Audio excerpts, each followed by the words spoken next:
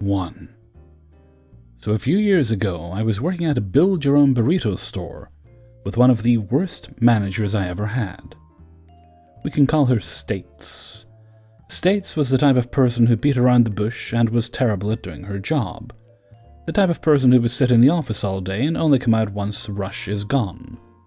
Anyway, to my story. I was hired at $750 USD and had been there for over a year with no pay increase. I found out that States was hiring new people and was hiring them on at $8 USD. I was kinda mad, but figured I could talk to States and get a pay increase to at least the hiring on amount. I approached her, asking if I could please have a pay increase to at least the amount everyone was getting. She beat around the bush, and her decision for so long, I ended up asking the assignment manager, AM, if I could get a pay rise. The AM texted me back saying she would discuss it with States and siding with me on the pay increase. A few hours later, I get a text from States. It's been a few years, but the summary was that she believed I wasn't worth a pay raise at all. I was livid when I read that. It was a mixture of rage for this bitch thinking I was not worth a measly 50 cents increase for years of hard work, of being on time and helpful to the business, as well as sad that my time and work were viewed as worthless by someone. That day, I debated even going to work. I plotted to quit and reapply at the starting rate. I decided to go into work and do my best to work that shift, then if I had to quit, I would. When I walked in, I had tears in my eyes. I went to go wash my hands and just lost it. I started crying. The manager for that night asked me what was wrong. I explained everything. Told him that States thinks I'm not worth the extra pay, that I felt bad because my work is meaningless, and that I felt like quitting and trying to get hired back on. That manager, after hearing me out, excused himself and went to the back office for a while. I stayed up front and helped customers, trying to plaster on a decent face for them. The manager came back up after a bit and said to go call States. I looked at him, confused, and called her. She picked up the phone and told me I was getting a raise, and in fact that it isn't going to be a 50-cent raise, but a 75-cent one. She said that of course I'm getting a raise and that I should feel better now. She hung up and I went back up front. The manager asked, "Well, how did it go?" I told him I got my raise and a bit extra. He was happy that I was able to get my raise. I later found out that him and AM were super pissed at States for not giving me the raise. The AM and that night manager are one of the reasons why I stayed there. 2. Let me start off with a few things. First, that I did in fact look like an employee. Second, although I'm in my early 30s, I'm often mistaken for someone just out of high school or a college freshman.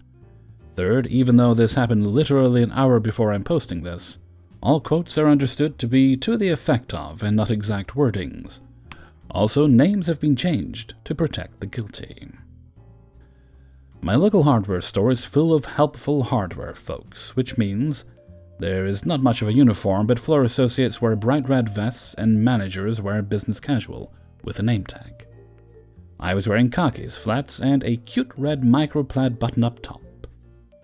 I was on my way home from a blissfully short day at work, so I figured it would be a good day to get some tools to make some simple repairs, and some materials for a remodel that my partner and I have going on in our second-floor bathroom. I was trying to get a couple of items from the top shelf, but only being a touch over 5'4", that's 1.65 meters tall, I have a little bit of an issue, especially since they are the last two on the shelf. I managed to get the first one batted into my hand, but the second one is pushed back just enough that I can't exactly reach it. Enter Jethro. Jethro walks over with a, "Let me help you, missy," grabs the box I am trying to reach and hands it to me. Thanks. I kept my praise short because I'm not sure if he's just trying to be a good guy and help me, or if he is of the train of thought that a woman does not belong in a hardware store, except to be a cashier or arm candy for their husband. He wastes no time removing any doubt. "I can't believe they would make you pull items and not let you have a step stool." "Oh, no, sir, I don't work here," I start, only to be cut off by Jethro. "You have to work here, you're a woman. What else would you be doing in a hardware store? And why doesn't Jeb work here anymore? That old boy's one of the best." Blah, blah, blah. My honest tuned him out at this point. I roll my eyes, figure I don't have time for this, and start to push my cart away from him. This spurs a bellow from the depth of Jethro's beer belly. "Don't you walk away from me, I'm a paying customer." I spin on my heels. "Listen here, Billy Bob, Johnny Danny Frank, I understand your original confusion. Unfortunate fashion choice on my part, but I already told you, I do not work here. Thank you for getting the bulbs for me, but really, I do not work here. I am here because I am remodeling my bathroom," I yelled back at him. His tone instantly changed to the sickly sweet implied, "Bless your heart," with every line he said. "Redoing your bathroom, well, I just happen to be a contractor, and I can help you with all the permits," he says before giving me a long, hard leer like I was a gorgeous porterhouse steak cooked to medium rare and ready to be devoured. "I'm sure we can come to an arrangement that will make it both worth our whiles." Instant mouth vomit, figuratively of course, but before I can say or spew anything, enter the hero of our story, Ben. A few things about Ben. Ben is an imposing wall of muscle, literally. Was a bricklayer for years before he retired, and then agreed to help his friend, the owner of this store. Ben may look like he could rip the arms off a Sasquatch, but he is a gentle giant. Ben pulls a move straight out of the Karen handbook and clears his throat, getting both Jethro and myself to look over to Ben. "Jethro, you know darn well that Jeb was fired because he shared your misinformed, misguided, and misconceived notions on who should and should not be allowed in this store. This is the early 20s, but not the 1820s. I've had enough of your racist, misogynistic bullshit to last me a lifetime. Set your cart down and walk away. You are no longer welcome here," Ben said with a barely concealed rage. Jethro started with the "but wells" when Ben cut him off with a curt and authoritative, "No, you leave now, or the police will come and make you leave." And with his ego massively deflated, Jethro left. I was able to finish my shopping without any further molestation, after Ben apologized a couple of times, and we did have a good laugh about the fact that I did look like an employee. 3. For background, I work for the corporate headquarters of a national retail store. Our stores are privately owned mom-and-pop stores that join our corporation for purchasing power, marketing, and other member perks. We don't have any say in the day-to-day running of the stores. That's not how our contracts work. Suffice it to say, we don't have a customer service department, and we don't handle customer complaints, outside of taking the customer's info and passing it back onto the store. We don't have our 800 number listed as it's members only, but we do sometimes get calls from customers that are able to locate our local number. Also, a lot of times, customers in the local area will search for a store and our address pops up, so they call to get directions, and we clarify that we aren't a store and give them the closest store's phone number. On to the story. I get a call from a woman on our local line, and here is how the conversation goes. "Shopping Balls Mart, this is me speaking. How can I help you?" "Where are you located?" This immediately threw up a flag that this wasn't a member store calling. So I asked her, "May I ask what this is in regards to?" "I'm asking where you're located. Just answer the question." Great first impressions, lady. "This is the corporate headquarters, located in Freezerville, California." "May I ask what this is in regards to?" "I have been calling your location in another city for over a month. I called 5 times today alone, and no one ever answers. They're closed down. Look up my order from over a year ago and tell me what I purchased." "I'm sorry, our stores are all independently owned stores. We do not have a master database with purchase information. Looking at my records, I see that the store is still an active store. I can take your information and reach out to the store to contact you." "They are closed. What am I supposed to do?" "I show they are still an active store. I can take your information and look into this for you." She continues to insist the store is closed permanently. I reiterate that I have to look into it. I managed to get her contact information at some point, but I am most definitely losing my patience, and I don't have to take any abuse from her. She is yelling and accusing me of not being helpful. I explained that we have no control over the stores or how they are run, and don't have access to their information. Somewhere in her rant she says, "So if I wanted to sue, I wouldn't be able to?" Now I'm thinking, no, you couldn't sue us. That's not how that works. If a store closed and you're angry and want to sue, it doesn't come back to us. You might be able to sue the manufacturer of the product, but good luck. I finally snapped and told her to stop yelling at me. I laid into her, but I don't even remember all that I said because I was seeing red. Then I hung up on the lady. My coworker a couple desks over was looking at me with a Pikachu face. I did pass the information on to the store, which coincidentally was still open. She wanted to know how to clean her product because she spilled ginger ale on it. 4. So I was heading to a toy store because they had informed me that they had the new Seal of Physis model made by Safari Limited. I didn't have that model in my collection, and I usually order my models there, and I have a good enough relationship with the store workers to let me know when a certain model on my list is available. Or sometimes I prepay them to have a certain item in stock, and they have always provided. So I go into the store wearing a red shirt because I felt like it, and normally the toy store workers wear red, but they have tags on. You know where this is going. So I enter the store and ask if they have the Seal of Physis, and they point me in the right direction, since in this case it wasn't one of the models I prepaid them for. So I see the Seal of Physis among the other models. It wasn't the only one, and I get my hands on it. I take it off the shelf. A lady says to me, "Thank you, I can take it from here." I turn around and see this lady that looks like she's in her late 30s holding out her hand to me, expecting me to just plop the dinosaur in her hands. I was looking confused for a moment, and then she got frustrated and asked me if I was hard of hearing. I asked her why she wanted me to hand over the model I wanted, and she asked me what I meant. I was an employee. I suddenly got her assumption and told her that, no, I don't work here. I was just a customer. She fumed and pointed out that I was wearing the same shade of red as the workers. I responded that red is not exclusive to this store, and if she would excuse me, I was going to purchase the Seal of Physis. She then got intrusive and started asking why would an adult collect dinosaur models. I responded that people are allowed to have hobbies and try to move on. Apparently not satisfied with my answer, she blocked me and freaking snatched the Seal of Physis out of my hands and went to the counter.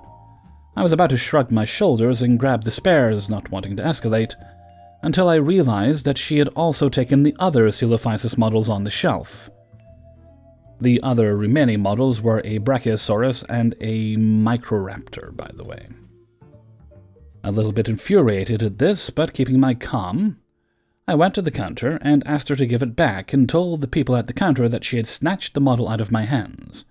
They asked her if this was true, and she actually told the truth, but only because they were being a bad employee, lying about wanting the model for themselves, and not providing good customer service. Now, the counter workers, who had seen me enough times as a consistent buyer, pointed out to the lady that I wasn't a worker, and she got huffy. She then said that she was the proper purchaser because she was getting them for her kid, while an adult shouldn't be playing with toys. That maybe if I wasn't collecting them, I would properly become an adult. So one of the counter workers called the store owner, who came to ask what was going on. After explaining, he had a frown on his face and went to check the security footage. After seeing that she had snatched it out of my hands and escalated the situation, he ordered her to give me my Safari model, or he would have her ousted from the store. Now, the owner is a big guy, so she withered under his gaze a bit and gave me my Safari. I calmly thanked her. I really didn't want to have to deal with her any further. And the store people, but I will admit, I did enjoy seeing her crumple under the sight of a very annoyed burly guy. And now I have a Seal of Physis in my collection. 5. At the beginning of May, I had gotten promoted to a service manager at a pretty popular Midwestern grocery store. I've been working for this store for about 3 years now, and I'm pretty excited to be finally working my way up the chain. With my new responsibilities as a service manager, I now have many new, interesting stories to share with others. One of my many duties as a service manager is to either open the front end 7 a.m. to 3 p.m. or close the front end 3 p.m. to 11 p.m. and help watch over the cashiers, customer service, self-checkouts, do overrides, and of course either open or close the store. It is also important to note that many of the departments in the store have their own hours. For example, the hot food stations tend to close around 9 p.m., and our alcohol department closes at 10 p.m. The alcohol department has a gate that keeps customers locked out of the department until the store is fully closed. This story takes place in one of the nights I closed the store. It was about 10 minutes before closing time, and I'm chatting with my closing cashier. Let's call her Stella. I tell Stella that I'm going to go close one of the two main entrances, and that I will be right back to help her with the last two customers that are still in the store. Around this time at night, there are only about a handful of employees in the store. This includes myself, Stella, the other service manager, who is running the back room, David, the night stock manager, Caleb, and about 5 stalkers. As I'm locking up one of the main entrances, in walks an older guy who is wearing a construction shirt and is looking as if he's in a rush. Before he gets too far into the store, I stop him for a moment. "Sir, just so you know, we're closing in about 8 minutes. The guy nods his head and responds with, "Of course, I just need this one thing, I'll be quick." Now this normally happens, and 90% of the time they are correct, and they are out of the store pretty quickly. I nod and the man walks into the store as I go, and I lock the first main entrance. I come back to the registers to help Stella bag the last few orders that are going through her line. I then see Caleb coming up to me about a minute later. "Hey, LP, do you have the wine and spirits key? I left my keys in my car on accident, and a customer wants to grab something from over there." I say yes and hand him over my keys that are on my belt. Caleb says thanks, walks away, and I proceed to help one customer load her bags into her electric cart and offer to help her outside. I help the customer out to her car with her groceries, and made my way back into the store with her electric cart to plug it back in. The electric carts are kept in the second main entrance, which is the one I hadn't locked up yet. At this point it was like 11:59 p.m. I was plugging in the electric cart when I see a man who came in just minutes ago walking out with a weird limp, along with Caleb, David, and 2 other stalkers following him. Caleb isn't yelling, but he is obviously very annoyed. "Come on, just give us a bottle, we know it's in your pants." "We won't call the police, just hand it over and you won't get in trouble." The guy just responds with mumbling about how he put it back on the shelf, he wasn't stealing shit, and that we were accusing him of stealing. The guy proceeds to walk out of the store to his car and then drives off in a hurry. At this point I am looking at Caleb in utter confusion. We get the doors locked, and he then explains the story. After Caleb had gotten my keys, he went to go let the guy into the wine and spirits so he could grab a bottle of alcohol. This is normally no problem, as we let people do this all the time. Caleb had unlocked the gate and let the guy walk inside to grab what he needed. He watched as the guy grabbed a bottle of Jack Daniels off the shelf and then walk out of the department. The guy says thanks and starts to walk away when Caleb is locking the gate. The guy darts into one of the nearby aisles, and once Caleb was done locking the gate, he noticed the guy come back out from the aisle, this time walking weirdly and without the bottle. Obviously Caleb isn't stupid and immediately runs after the guy, telling him to stop. This catches the attention of 2 other stalkers who happen to be near the front end, and they soon appear, following Caleb, who is trailing behind this guy who very obviously just shoved a bottle of whiskey down his pants. This whole parade of people walks halfway across the store just following this man, telling him to stop before getting to the main entrance. What I still don't understand is that out of all the bottles of whiskey he could have grabbed, we carry some pretty high-end whiskeys, he just grabbed a bottle of crappy $20 whiskey. And before anyone asks, yes, we did check cameras, yes, he did shove the bottle down his pants while he darted into an aisle. As much as I want there to be a more exciting ending, all we ended up doing was alerting our store director, got his photo from the cameras, and sent the tape to the police. Nothing has really come out of it since, sadly. Hey everybody, Hellfreezer here, and thank you very much for listening to Adventures in Fast Food and Retail, episode 100 and 34. And thank you very much to everybody who allowed me to use and sent in stories for use in this video. If you enjoyed the video, then please do like, subscribe, and comment. And tell me, how much wood would a woodchuck chuck if a woodchuck could chuck wood? Right, let's see. And if you were so inclined, tell me, if you were a beverage, which kind of beverage would you be, and why? And would I drink you with ice cubes? These are getting weirder, aren't they? Oh well. Okay, and with that, I'm going to head off for now. So until next time, thank you very much for listening, and take very good care of yourselves.